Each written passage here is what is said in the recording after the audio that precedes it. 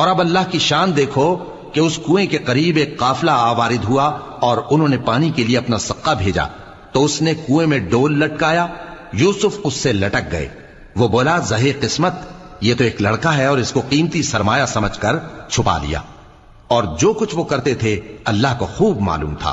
और उन्होंने उसको थोड़ी सी कीमत यानी मादूद चंद दरहमों पर बेच डाला और वो उससे बेजार हो रहे थे।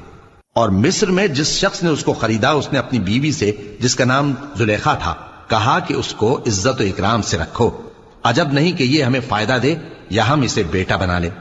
इस तरह हमने यूसुफ को सरजमीन मिस्र में जगह दी और गरज ये थी कि हम उनको ख्वाब की बातों की ताबीर सिखाएं। और अल्लाह अपने काम पर गालिब है, लेकिन अक्सर लोग नहीं जानते। और जब वो अपनी जवानी को पहुंचे तो हमने उनको दानाई और इल्म अता किया, और नेकूकारों को हम इसी तरह बदला दिया करते हैं। और जिस औरत के घर में वो रहते थे